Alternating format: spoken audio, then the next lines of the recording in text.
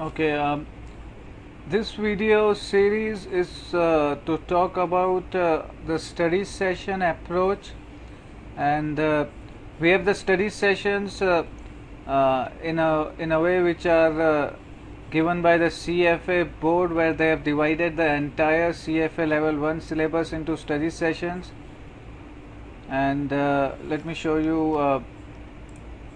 So these are like the 18 study sessions that we have for the exam, and I'll take you through with the study session second and third. The second and the third study sessions are about the quantitative methods. So the second is about the basic concepts for the quantitative method, and third is more about the application. Okay, so this introductory study session presents the fundamentals of some of those quantitative techniques that are essential in almost any type of financial analysis, and which will be used throughout the remainder of CFA curriculum. So this session introduced two main building blocks of quantitative tools: the time value of money and statistics and probability theory. So this is what would be focused in study session 2 and study session 3 for the quantitative methods. Now, the time value of money is one of the main principles of financial valuation. The calculation based on this principle example present value, future value, and internal rate of return. We are going to look at all of these terms in details when we look at the notes. Okay, so you can also go and download this thing from the CFA board. You have to go to just Google CFA study sessions for level 1, and you will land to this page. So this study session is about the calculation based on present value, future value, internal rate of return, and some of the other basic tools used to support corporate financial decision and estimate fair value of fixed income, equity, or any other type of security or investment. So basically this study session has got some reading, and the readings are further divided into learning outcomes. So the best way to work here is that whenever you read something, you just click on the just put a tick whether you have understood that part in the learning outcome or not. So the reading 5 is about time value of money, reading 6 is about discounted cash flow, reading 7 is about the statistical concepts and market return, and reading 8 is about the probability concepts. Okay, let's look at what we have in each of these reading. So let me talk about the hierarchy. We have the 18 study session, and each study session is divided into reading, and each reading is further divided into the learning outcomes for the exam. Okay, for example, we have the quantitative methods divided into study session 2 and 3, and these are the 4 readings that we have in the study session 2, which is on the introduction to the quantitative techniques or the quantitative methods. So they are the time value of money, the discounted cash flow, the statistical concepts and market return, and the probability concepts. This toolkit is available at cfinstitute.org/toolkit. So you can go and download this to look at the syllabus of the CFA. Okay, let's look at what we have in the time value of money. The time value of money is again divided into 6 learning outcomes.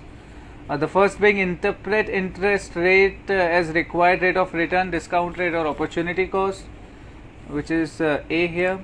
The B is about explain interest rate as a sum of real risk-free rate, expected inflation, and premium that compensate investor for a distinct type of risk. The C, or the third learning outcome, is to calculate and interpret the effective annual rate, give the stated annual interest rate and frequency of compounding. The D is solve time value of money problems with compounding period and other than annual.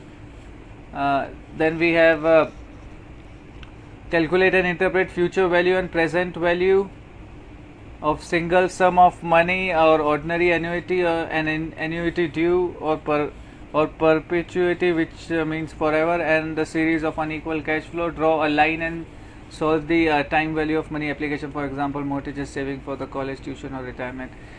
this is the first part, the time value of money, and as it suggests, it's about finding out the value of money uh, at different times, at present time or at a future time, depending on the rate of interest. Now we know that as the time proceeds, the value of money goes down due to inflation, which is the additional, inflation is caused due to many reasons that we are going to study in the economics. But due to inflation, the value of money decreases, and it's about the calculation of the present value and the future value. This is what is about the time value of money. Then we have discounted cash flow. It's just the reverse of like what we studied in the simple interest and the compound interest a time and years ago. So it has got like 7 study outcomes. The A is the calculate and interpret the net present value and the internal rate of return of an investment. Contrast the net present rule to the IRR rule. Identify problems associated with IRR rule. Define, calculate and interpret long holding premium return. Calculate and interpret and distinguish between money weighted and time weighted rate of returns, and appraise the performance of portfolio based on these measures. Calculate and interpret bank discounted yield, holding period yield, effective annual yield, and money markets in the US Treasury bills, and convert among holding period yields, money market yields, effective annual yields, and bond equivalent yields. So this is about the discounted cash flow. Then we have the statistical concepts and market return. This is a topic which I personally like, because statistic is something which I have dealt with in the past. So the statistical concept and market returns has got a lot of study outcomes.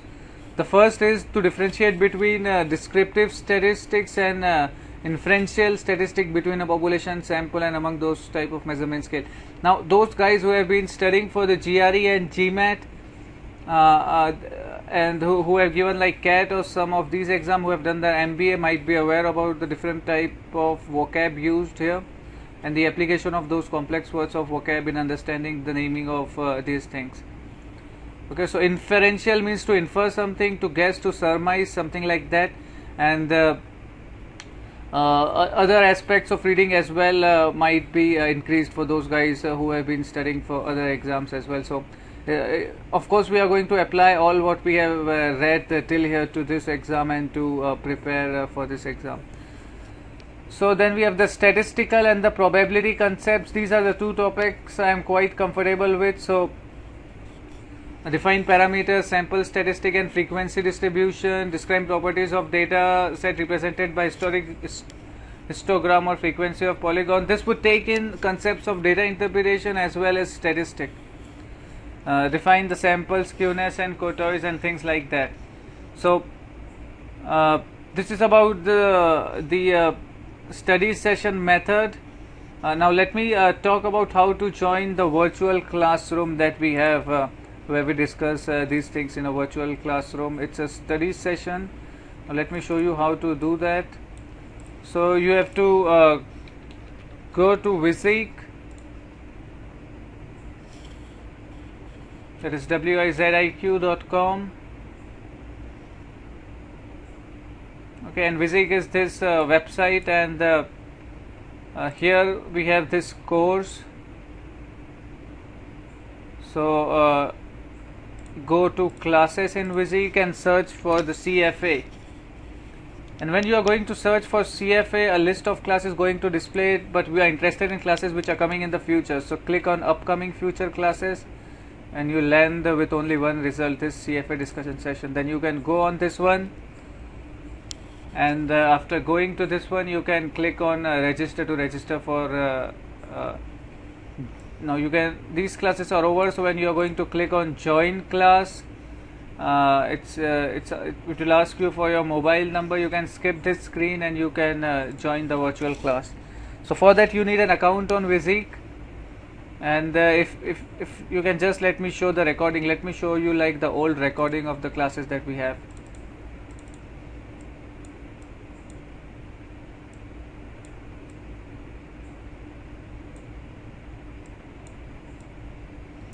So I'm going to take you through the old recording and how it works. Maybe you will get the sound as well with this one.